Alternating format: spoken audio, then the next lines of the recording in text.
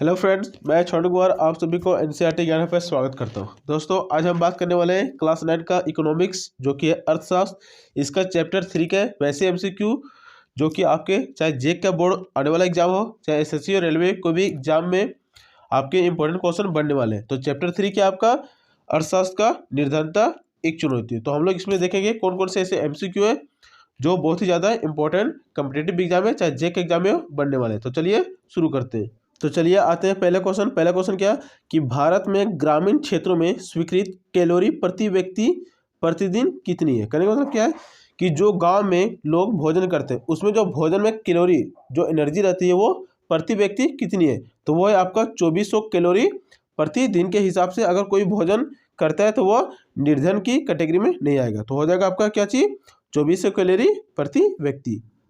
तो अब आते हैं क्वेश्चन नंबर दूसरा की ओर। दूसरा नंबर क्वेश्चन क्या है दोस्तों कि इनमें से कौन निर्धनता का कारक है। कहने का मतलब क्या है कि जो निम्न में ऑप्शन दिया भूमिहीनता, बेरोजगारी, अशिक्षा, तो इन तीनों ऑप्शन में से कौन सा ऐसा ऑप्शन है जिसके कारण लोग निर्धन होते हैं या निर्धनता का कारण बनते हैं। तो दोस्तों बात करें भूमिहीनता, बेरोजगारी, अशिक्षा, ये सारे ही कारण हैं जो निर्धनता का कारण। तो इसमें हो जाएगा आपका उपरोक्त सभी, ऑप्शन नंबर डी। तो अब आते हैं क्वेश्चन नंबर तीसरा की ओर। तीसरा नंबर क्वेश्चन क्या है कि विश्व बैंक के अनुसार अत्यंत आर्थिक निर्धनता के लिए कितना डॉलर प्रतिदिन निर्धारित किया गया। कहने का मतलब क्या है कि जो हमारा वर्ल्ड बैंक है, विश्व बैंक है, उसके अनुसार एक दिन में कितना डॉलर आप निर्धारित किया गया है जिसके कारण वो निर्धनता की कैटेगरी से बाहर निकलता है। तो अगर आप 1.9 डॉलर प्रतिदिन अर्न करते हैं, कमाते हैं या खर्च करते हैं, तब आप निर्धनता की कैटेगरी से बाहर रहते हैं। तो हो जाएगा ऑप्शन नंबर डी।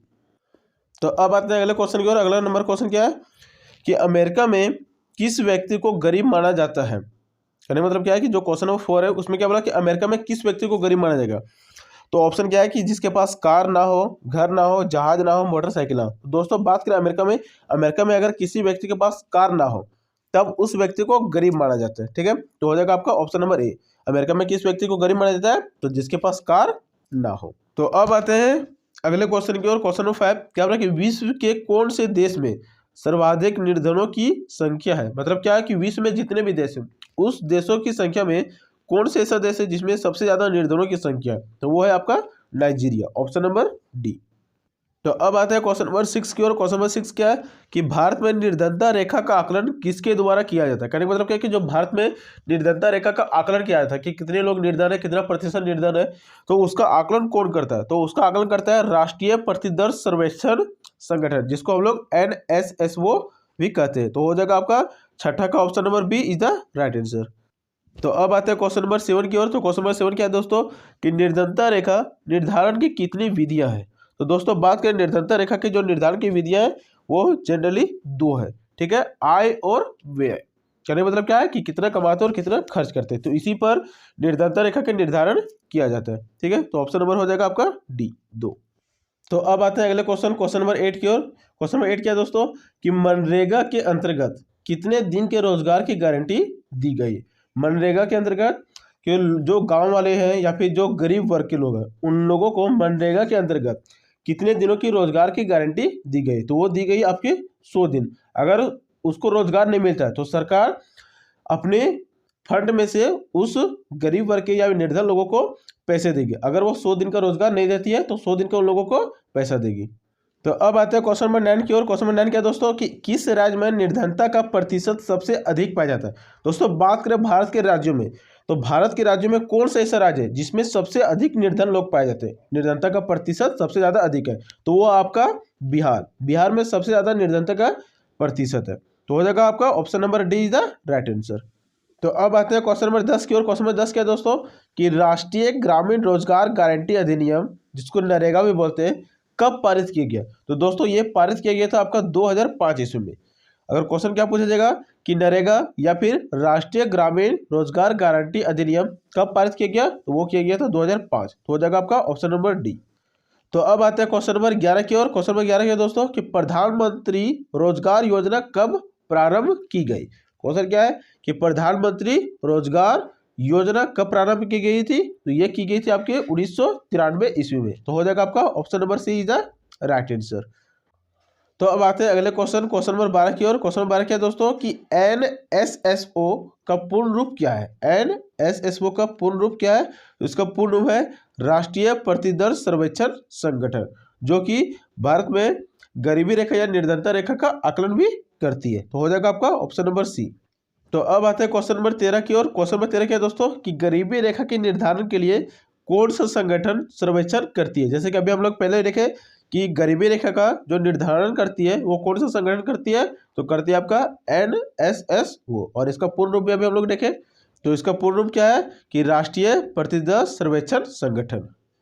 तो अब आते हैं क्वेश्चन नंबर 14 की ओर। क्वेश्चन नंबर 14 क्या है दोस्तों कि प्रधानमंत्री ग्रामोदय योजना कब आरंभ की गई। क्वेश्चन क्या है दोस्तों कि प्रधानमंत्री ग्रामोदय योजना कब आरंभ की गई, तो ये की गई थी आपकी 2000 ईस्वी में। ठीक है, तो ये डायरेक्ट ऑब्जेक्टिव क्वेश्चन मार दे सकते हैं कि कब की गई, तो 2000 ईस्वी में। तो अब आते हैं क्वेश्चन नंबर 15 की ओर। क्वेश्चन नंबर 15 क्या है कि स्वर्ण जयंती ग्राम स्वरोजगार योजना कब आरंभ की गई, तो ये की गई थी आपका 1999 ईस्वी में। क्वेश्चन क्या है सिंपल सा कि स्वर्ण जयंती ग्राम स्वरोजगार योजना कब आरंभ की गई, तो 1999 में की गई थी, ऑप्शन नंबर बी। तो अब आते हैं क्वेश्चन नंबर 16 की ओर। क्वेश्चन नंबर 16 क्या है दोस्तों कि निम्न में से किस राज्य में मानव संसाधन विकास पर अधिक ध्यान दिया गया। कहने का मतलब क्या है कि जो हमारे राज्य हैं उन राज्यों में कौन सा ऐसा राज्य है जिसमें मानव संसाधन पर सबसे ज़्यादा ध्यान दिया गया है, तो वो है केरल। क्योंकि वहाँ पे चाहे शिक्षा का जो स्तर है वो सबसे ज़्यादा है, लिटरेसी रेट सबसे ज़्यादा है, ठीक है, और वहाँ पे निर्धनता का भी जो रेट है वो बहुत ही ज़्यादा कम है। वहाँ पे निर्धन लोगों की संख्या बहुत ही ज़्यादा कम है। तो वो ऐसा क्यों हुआ, क्योंकि केरल सरकार ने या फिर केरल राज्य ने वहाँ पर मानव विकास पर ज़्यादा जोर दिया है। तो आते हैं क्वेश्चन नंबर 17 की ओर। तो क्वेश्चन नंबर 17 क्या दोस्तों कि राष्ट्रीय काम के बदले अनाज कार्यक्रम कब शुरू किया गया।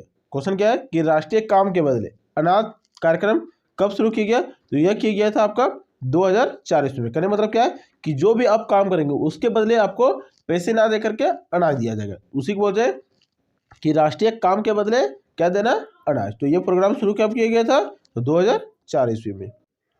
तो अब आते हैं क्वेश्चन नंबर 18 की ओर। तो क्वेश्चन नंबर 18 क्या है दोस्तों कि वर्ष 2011-12 के अनुसार भारत में निर्धनता प्रतिशत कितना है। क्वेश्चन क्या कि जो NSSO का जो निर्धारण किया, जो रिपोर्ट निकाला गया, उस रिपोर्ट में 2011-12 के अनुसार जो भारत में निर्धनता का प्रतिशत है वो कितना है, तो वो है आपका 22%।